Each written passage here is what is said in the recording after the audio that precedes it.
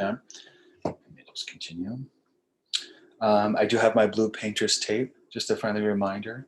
And one of the reasons that is extremely crucial for this assignment is just to remember the fact that the more water that we apply to our sheets of paper, it will start to buckle and bow.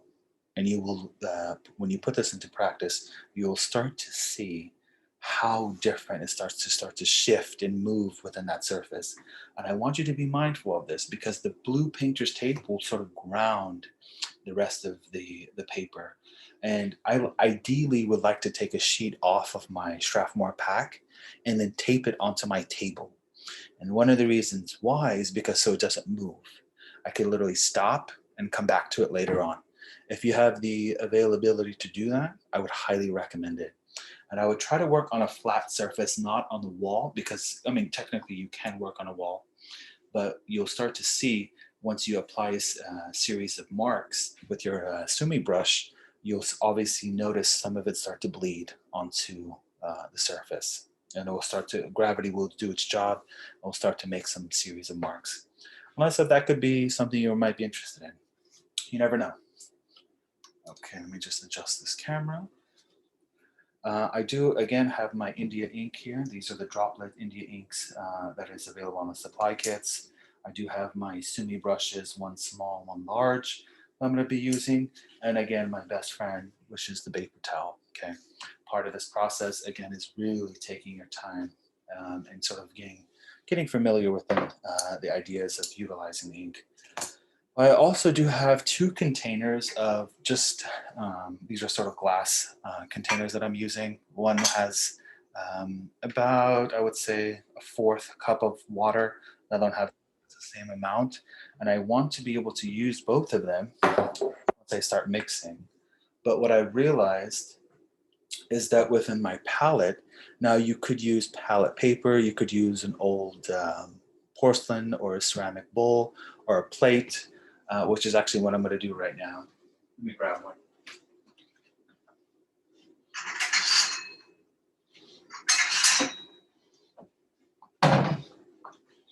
I'm using these saucers from my kitchen. And one of the reasons why, I'm just going to put that on the side, is that what's great about this process, again, they're small, they're not too fragile, and I can just wash them off because I could always reuse these. I'm going to start adding a few drops just onto the surface. And the reason why I like to use plates instead of palettes, like something similar to this, okay, which has sort of 6 slots I can add, I like to see the consistency of my plate.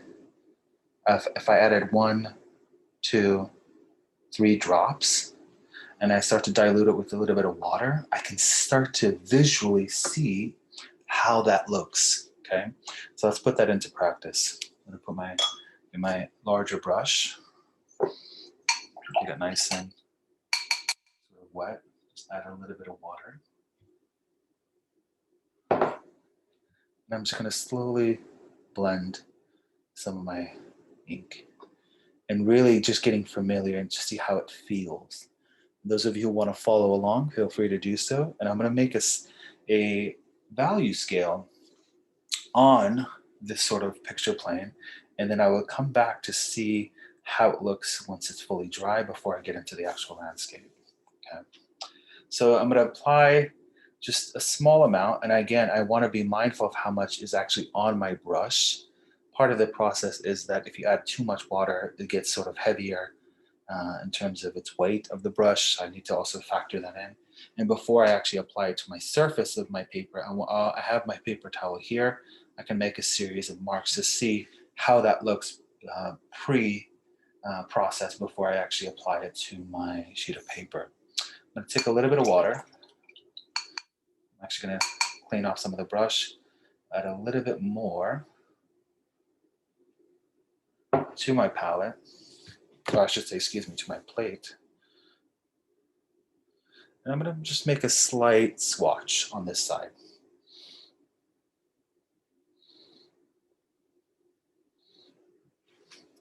Again, there's no right or wrong way to do this. You could hold your brush as a pencil like this if you would like. You could hold it to the tip, okay? all the way at the end.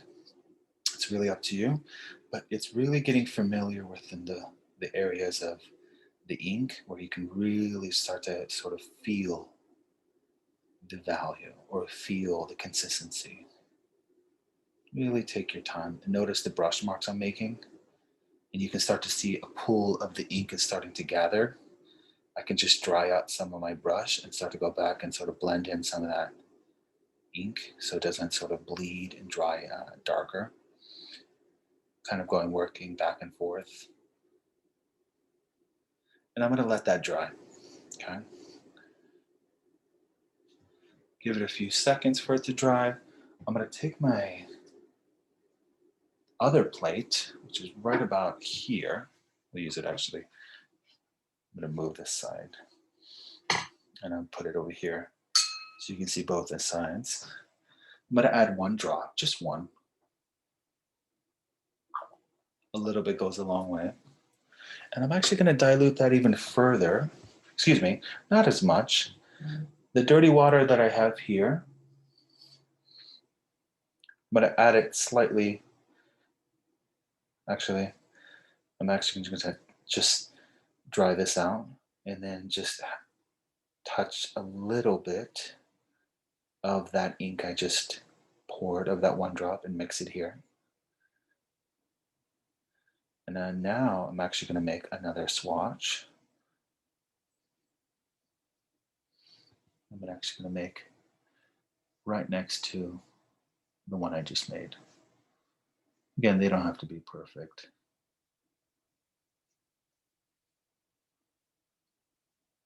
A little bit too much water, it's okay. And I'm going to let that dry. And this is gradually, I'm going to work my way to a dark towards my right.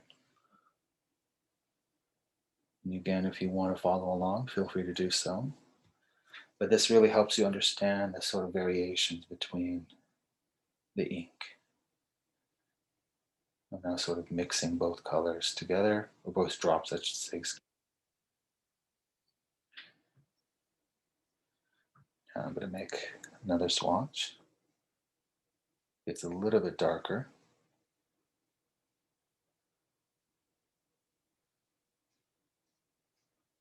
I can see I picked up too much of the water.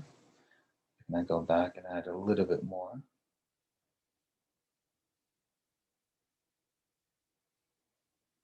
And I really want you just to, again, be more familiarized with the amount of ink that I have, and just be cautious of how much it is.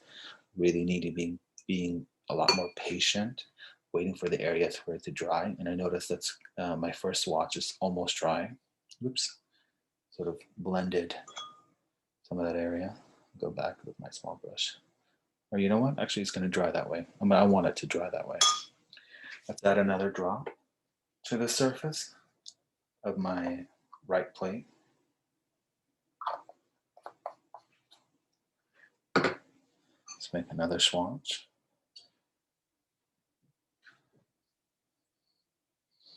So I'm going to lightly make my brush slightly wet, and I'm using my larger brush.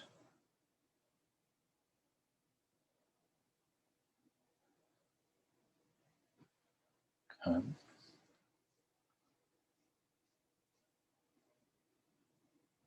Okay. And then let's go back and add a little bit more.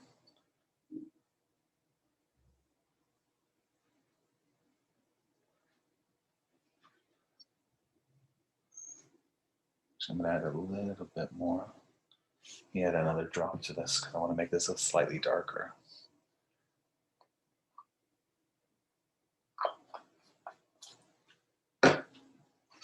Again, those of you who have questions, feel free to speak at any time. I can't see any hands or any hands raised during the demo. And I'm noticing, obviously that was wet, but I did notice that starts to bleed onto that surface. And then lastly, let's add the last one, which is almost a pitch black, but I don't want it too black yet, because I can actually expand that even further. And you get this slight variation of a value.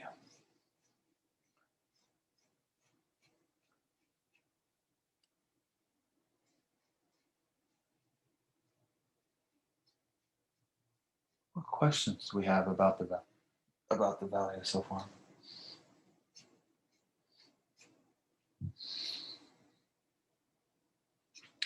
Okay. Now, for the sake of the demo, we can also go back and just add more 3 drops here.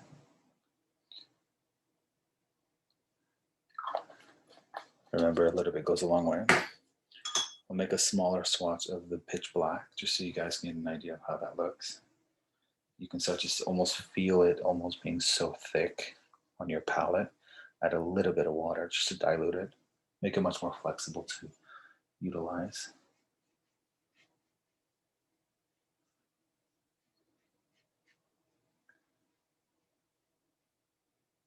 Okay. And you can also dilute that even further. But you can also, ideally, sort of just take your brush, then gradually add more water, add more water, then add the least amount of water here to almost blend that whole area into a value. So depending on how that dries, and you could also go back while it's still wet.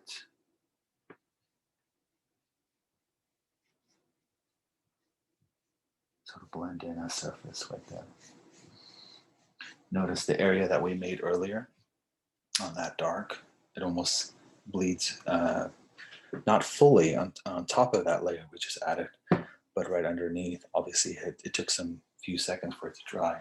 So I need to be mindful of this process, which is extremely important. Questions about the value?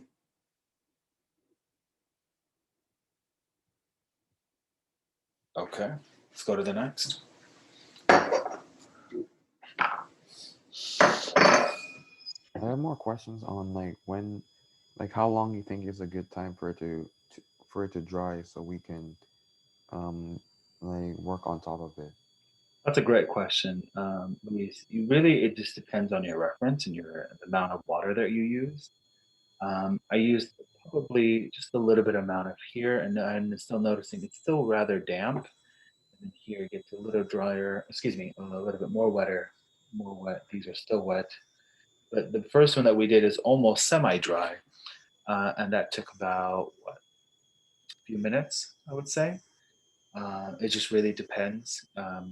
If you add a direct ink sort of brush mark, for example, if I took my, let's make actually a mark, just raw ink without any water, it takes about a few seconds for it to dry. Not fully dry, but it'll take about, I would say, a few seconds. And you can give it some time. And this is a part of the process. You really have to just take your time and be patient.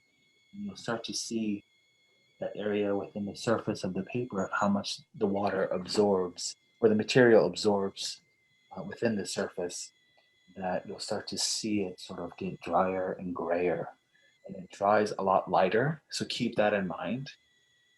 So if you make a mark, and if you're sort of happy with it in the beginning, I would not hold your breath yet because it may change once it's fully dry, which is really important. You could also, let's say if you made a mistake, you could also go back with a paper towel and sort of blot in or sort of erase some of those areas, or you can make texture. It really just depends. Let's say, for example, if I made a mark and I sort of made a mistake, quickly just take your paper towel and remove it. There are still remnants of that sort of ghost image left, but that's something that you need to just sort of remember. If you make a mistake, again, a part of the process is sort of we will make a series of mistakes, is that there is a possibility to save it. There's a possibility to erase. That makes sense? Yeah, that makes sense. Questions about the swatches?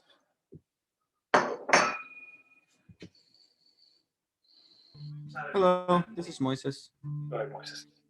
Yeah, I just have a question about how many brushes do we need, and like what are like good sizes for them though? So the brushes that we use are available on the supply kits. It's one small, one large. That's all you need is two. You don't need more than that, to be honest. But I'm not going to sort of limit your possibilities if you want to sort of buy variations of brushes. Let me show you the brushes again. Give me 1 second. Just going to dry them real fast. Again, Moises, we have a sort of large, one small. I can get the exact measurements if you don't have them available yet. So I have sort of one brush here and one small, one large. Okay, and then I think they were labeled on the brush itself, but I think over the years they've sort of been erased. So I will actually get that exact one for you, ready for you. So I have another sheet of paper. I'm going to tape off a picture plane for the reference. Again, those of you who have access to the modules tab, you'll be able to see the reference I'm going to be using. I'm going to use it from right about there. What I'm doing is sort of making a smaller picture plane just for the sake of the demo, because once we go back and start to apply this second layer, and you'll know what I mean because it's underneath the sheet, you'll start to see what happens if we work from sort of that gradual variation between lights and dark, and waiting for the process for it to dry. And that's one of the main, points of view that I want you guys to kind of just grasp for this assignment. Is really take your time. There is no right or wrong way to do this. There really isn't. I really want you to sort of be patient. Really just take your time. Okay. Let me pull up my reference that I'm going to be using. Again, I'll show you guys what image I'm using for the sake of the demo. Okay. So for the sake of, again, for the demo, I'm going to be using this landscape as the preliminary demo, okay? And then this will also be available on Canvas under the Modules tab, titled Photographic Reference under the ink wash assignment. Alrighty, so how do we start? What I like to do, again, I sort of taped off my picture plane, and again, for the sake of the demo, I'm doing this because it's a lot more flexible for you guys to see. The more I start to zoom out, it'll be a little bit harder for you guys to see those details and variations between the amounts of inks that we use or the amount of washes that we use onto that surface. Let me get my palette ready to go. I have my I'm gonna clean all this off so we can start from the beginning. Okay, so again, I have my containers here on my side. I'll actually keep them up here so everybody can see. I have my clean, slightly dirty water, my India ink. Oop, and I like to close it and sort of shake it, get a nice consistency, and then open it up. Just take your time so it doesn't sort of burst open. I'm gonna add 2 drops, and then I'll leave this blank.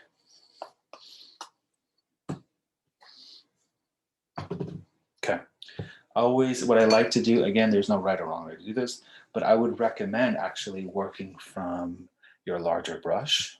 So just add a little bit of the water and sort of dilute this palette here.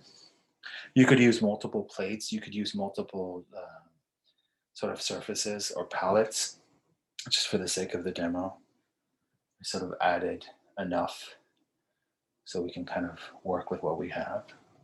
I'm adding a lot more water than I usually like. In terms of a ratio, it's really, I would say 3 parts water, 1 part ink,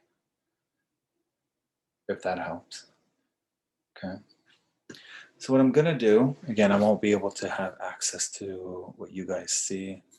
So if you have any questions, feel free to just go ahead and let me know. So I'm going to start off the drawing really as a gesture, okay? Really take your time, just sort of map out the composition. Start off from the left.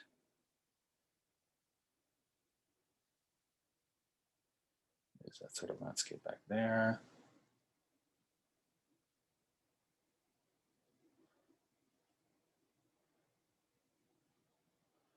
Really take your time. I'm not applying any pressure at all. I'm just letting gravity do its job. And I notice there's a lot of water on my brush. It's holding a lot of ink.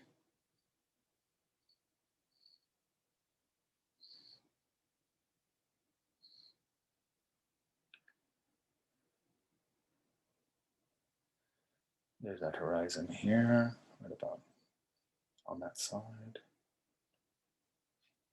Almost using the tip of that surface. So be mindful of that.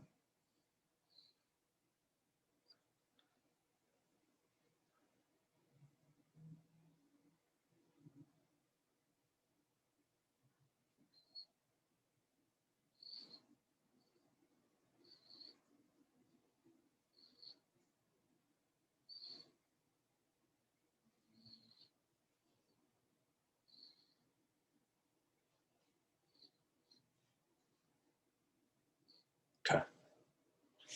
So what I'm now going to do is sort of dry out my brush. Add a little bit of water to my clean area. I notice there's still some remnants of some grays. Also going to wet that back mountain down there. And I'm also recognizing is the whitest part of my surface is my actual brights of my sheet of paper and my clouds. It's a little hard to see, but you can start to see that sort of composition from that point of view. Again, very abstract. What did this take? Take about 30 seconds, if I'm not mistaken, a little bit more. Now, and this is the crucial part, what do we do now? We have to wait for that to we have to slightly wait for that to be slightly drier.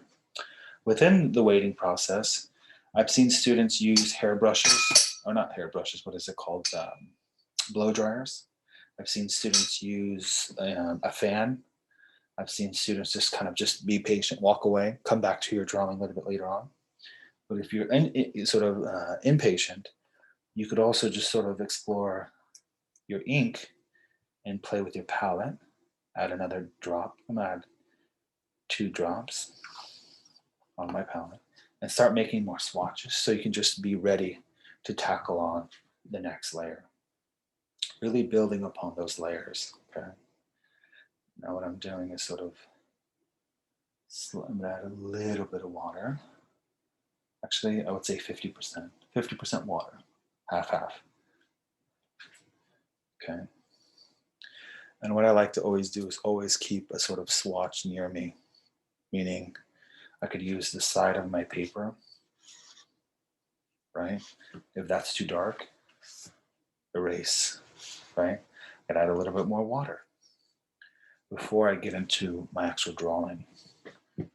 So that's something to factor in.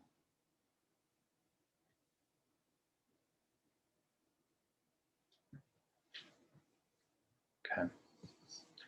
Take my brush and then gradually go back to my reference. I'm going to go back and start adding more sort of values within that sort of perspective.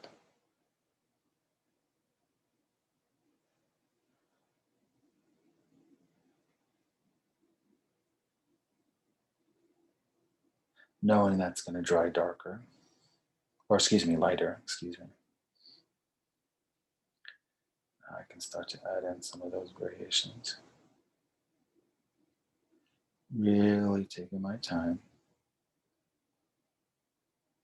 You could also build upon some of the textures and some of the foliages on the foreground.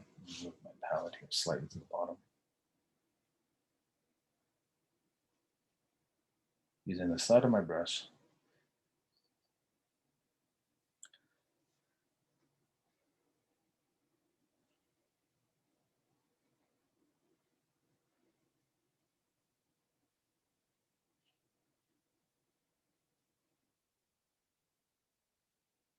Okay. Add a little bit more on the other opposite side.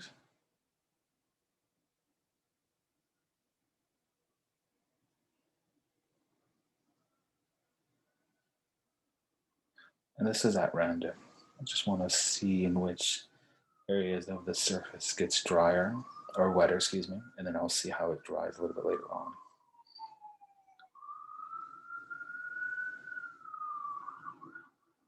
Again, sorry guys, there's the ambulance in the background.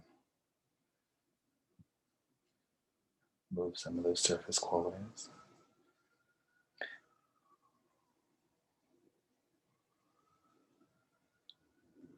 There's the bridge right around here.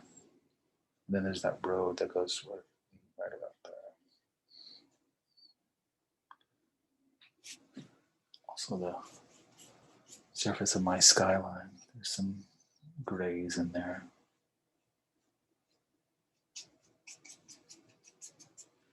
Okay. Now, what I now can do, take my small brush, and while that's drying, my paper towel, I'm going to take a little bit of the ink, and I'm actually going to put it on this palette. Just one drop. Remember, a little bit goes a long way, so really take your time.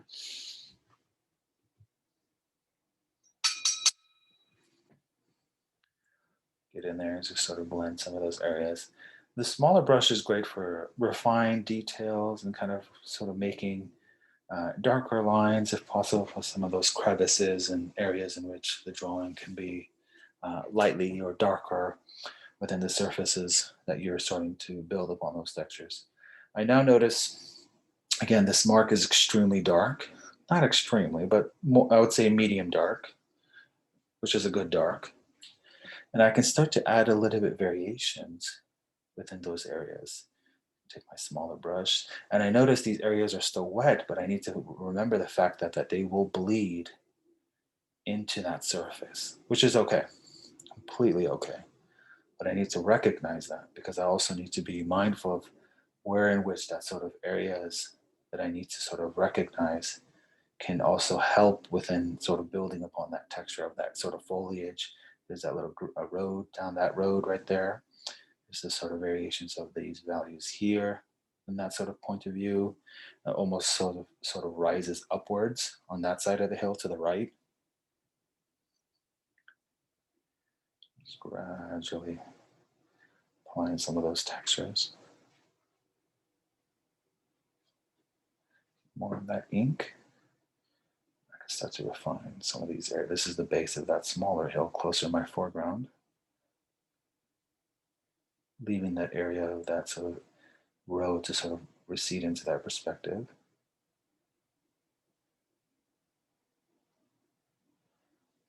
That's where that hill starts to begin on this side.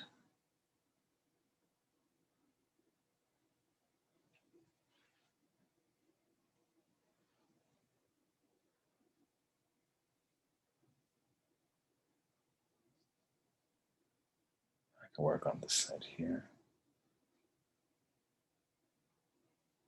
There's my bridge. Some of those refined areas I need to make this sort of foreshortened.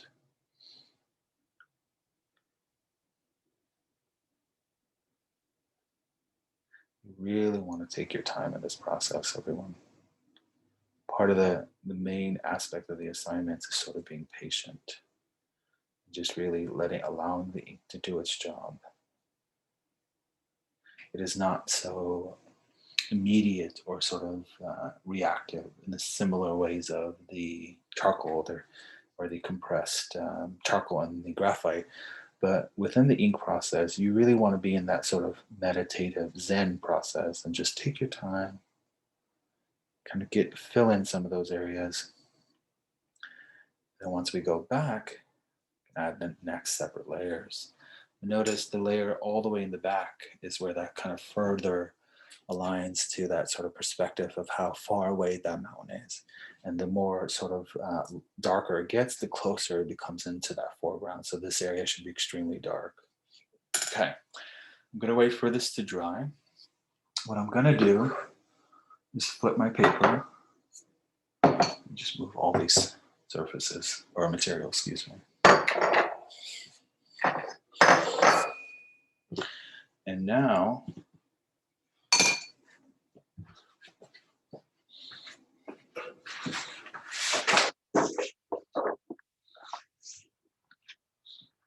the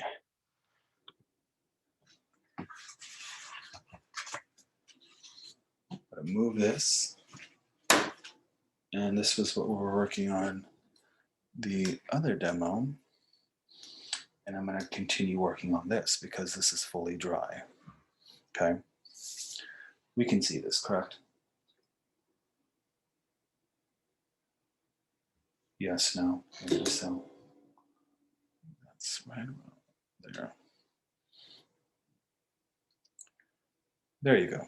Okay, since it's completely dry, I can now go back and add some more darker layers. Get my sheets of materials ready. And now I can start to see how lighter it became.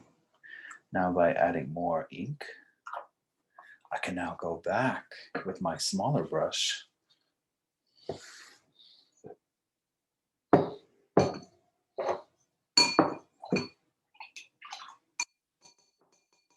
always try to hold a sort of a paper towel near you so you can always have that in terms of any droplets sort of fall onto my surface.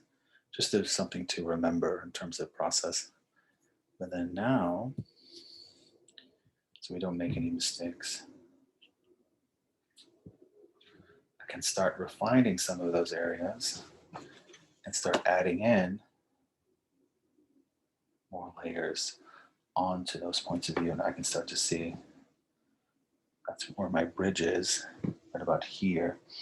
There's sort of more darks. This is where it sort of gets more specific to sort of refining those areas. Notice I'm holding it now like a pencil. You could ideally hold it in a 90-degree position, but you don't necessarily have to.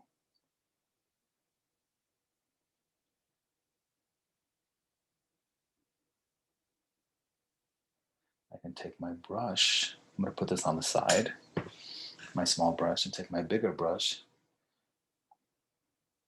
Just get rid of some of that water onto that brush while it's still wet. Kind of move gradually that ink we just applied. I'm going to wait for that area to dry, so go back and add another layer. If I go back,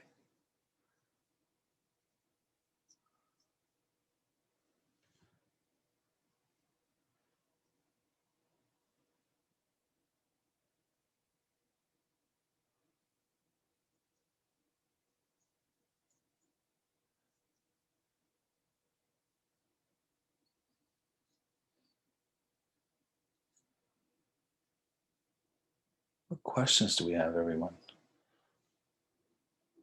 At my bridge. There's that road down here.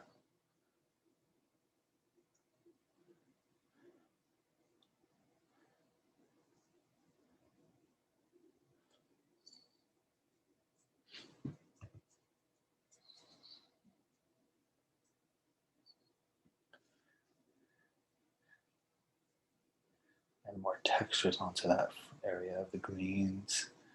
I'm going to darken some of those areas. And the more darker it gets in our foreground, the closer it is in terms of sort of that receding perspectival space. Remember, things that are further away are duller and grayer. Things that are closer are much more saturated. So keep that in mind.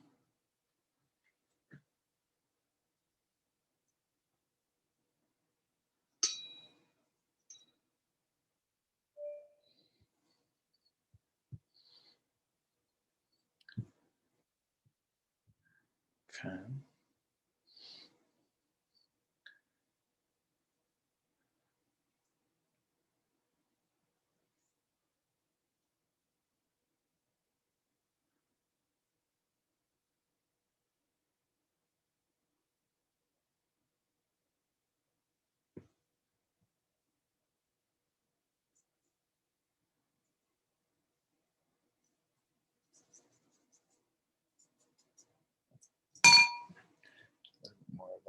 touch, instead of while it's still wet, sort of push that onto that surface and build upon that texture.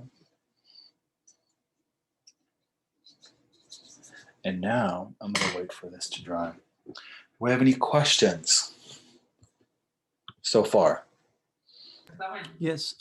Is it better to start from the lightest or the darkest? Ideally, Moises, if possible, if we could start from the lightest and gradually make some more darks, variations of grays and shadows. So before we get into our blacks, your darks should be at the end, ideally. Okay. Any more questions? I'm going to continue working on this. I'm going to just stop the recording.